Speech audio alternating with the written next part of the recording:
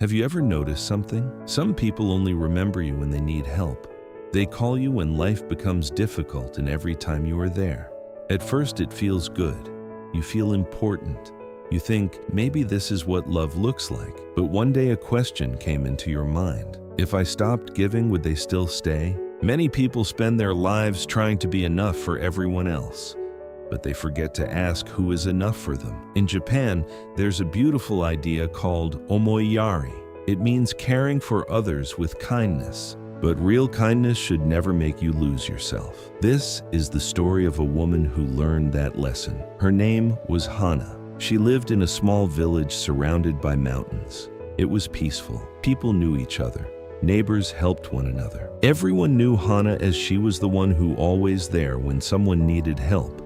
If an old woman needed someone to carry water, Hana was there. If a family had no food, Hana shared hers. If someone needed a listening ear, they knocked on her door. She never expected anything in return. Helping others made her happy. Soon, people began saying, "If you need help, go to Hana." Every time she heard those words, she smiled. She believed she had found her purpose. Her husband, Ren, was a carpenter. When work was good, he smiled every day, but when work became hard, those smiles disappeared. Hana made everything easier for him. She solved every problem before he could ask. One rainy evening, a traveler arrived at the village. His clothes were soaked. His face looked tired. Hana welcomed him inside. She gave him warm soup, dry clothes, and a place to sleep. The next morning before leaving, the traveler asked, "May I ask you one question?" Hana smiled. "Of course." The traveler looked at her and said, "Who takes care of you?" Hana laughed. "I don't need anyone." The old traveler smiled gently. The people who say that usually need someone the most. Then he thanked her and continued his journey. His words stayed in Hana's mind, but life became busy again.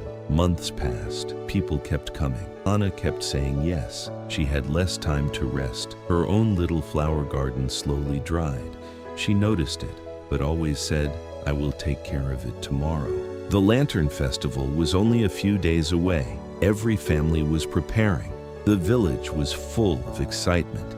Neighbors decorated their homes. Colorful lanterns were hanging everywhere. Hana helped everyone she repaired. Broken decorations. She helped children hang colorful lanterns. Late that night, Hana finally walked home. She was tired, her feet hurt. She looked at her house. It was completely dark. No lantern, no light. She had spent the whole day lighting everyone else's lantern and forgotten her own.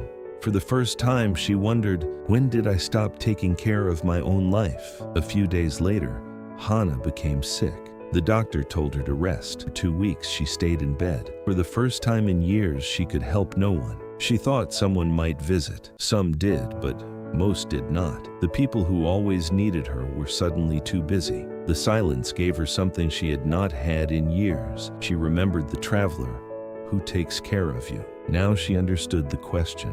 She was not angry. She simply saw the truth. Being needed is not the same as being loved. Love stays. Need comes and goes. When Hana recovered, she walked straight to her garden. She pulled away the weeds. She watered the dry soil. She planted new seeds, not for anyone else but for herself. A week later, a neighbor knocked on her door. "My fence broke. Can you fix it today?" This time she smiled and said, "I cannot do it today, but I can show you how tomorrow." The next day they fixed the fence together. He left happily. Hana did too. She realized something important. Helping someone does not always mean doing everything for them. Sometimes the greatest gift is believing they can do it themselves. As the month passed, some people stopped visiting. They had only wanted her help. Others stayed. They came with tea, with stories, with laughter. Sometimes they came for no reason at all.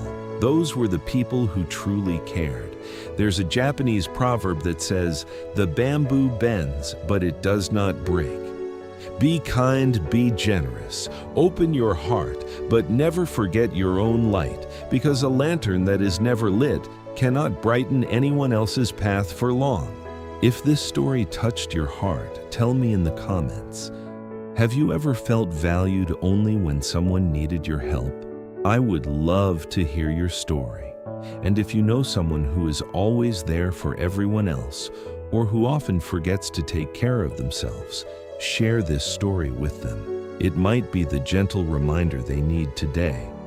And if you enjoy meaningful stories inspired by timeless wisdom and life lessons, subscribe to Marrow and Mind. Because sometimes the smallest story can change the way we live.